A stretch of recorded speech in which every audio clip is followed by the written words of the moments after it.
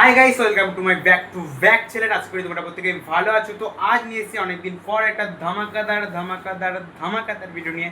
তো আজ আমি যাচ্ছি অনেকদিন পর দীঘা।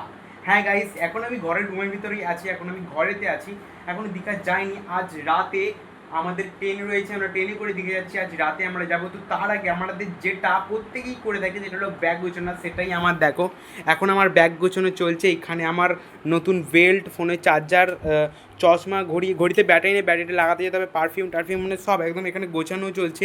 একটু আগেই মা গোছাচ্ছিলো, এগুলো সব গুছিয়ে দিচ্ছে। সত্যি কথা বলতে আমার ব্যাগ গুছতে একটু খুব ভালো লাগে না, কারণ আমি কী নেবো আমি নিজেই জানি না। ইচ্ছে করে সব নিতে, আবার ইচ্ছে করে কিছুই নেবো নি। তাই যা পার ইচ্ছা মানে আমার নো প্রবলেম, মানে যেটা পরতে দেবে সেটাই পরে নেবো, আমার কোনো অসুবিধে নেই। আর এইখানে দেখো, এইখানে এখন জামা কাপড় পরে আছে, এইগুলো ঢোকাতে পারে, এগুলো নতুন জিন্সের প্যান্টের জামা কাপড়ের সব মানে সব বাগেরা কী সব পরে আছে, মানে জিন্সের প্যান্টে যেগুলো আর কি থাকে স্টিকার ফিকার। আর আমার এখানে এখনও ভর্তি, মানে ব্যাগ এখনও ভর্তি হচ্ছে।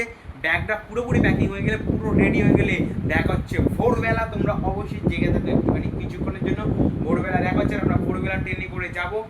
আর তোমরা কিন্তু চ্যানেলটাকে সাবস্ক্রাইব করে রাখো, কারণ পরপর দীঘার কিন্তু ভিডিও আসবেই আসবে, গ্যারেন্টি তোমাদের দিয়ে দিই। তো গাইস, ফাইনালি কাল রাতে ব্যাগ ট্যাগ গুছানোর পরে এখন আমি চলে এসেছি স্টেশনে।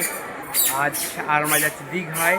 আমরা বেরিয়েছিলাম 5টার সময় করে, এখন আমরা বাগনানে বসে আছি। 7:30টায় ট্রেন আছে, আর এখন বাজে পাক্কা 7টা বাজতে যায়। আর এখন 7:30টায় ট্রেন রয়েছে, আর এখন আমরা স্টেশনেই বসে আছি। 1টা পর্যন্ত ট্রেন আসেন, আমরা লোকাল ট্রেনে করে যাবো।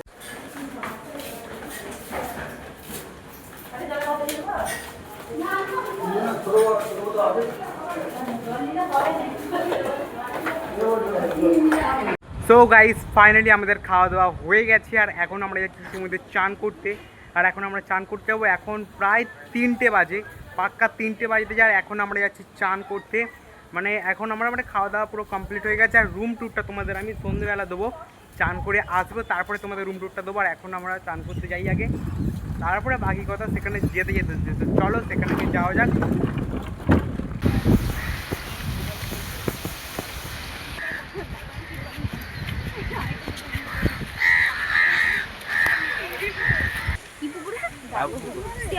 আমাদের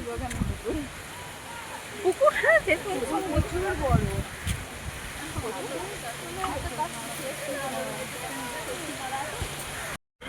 তোমার নামবে না? আরে ভুলানোর জন্য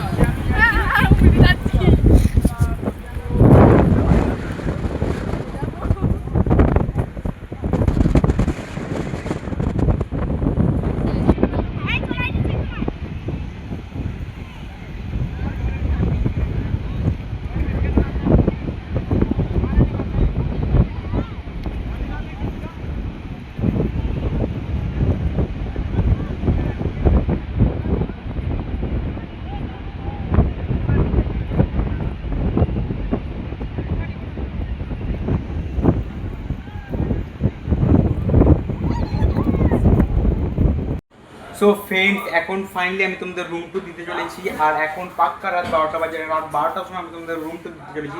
তো চলো তাও একটা ছোট্ট করে রুম টু দিয়ে দিই। আর এই হলো আমাদের রুম নাম্বার 306। আর এইদিকে পাশে এমনি নতুন বিল্ডিং করছে, তো আমরা এন্ট্রি নিলাম।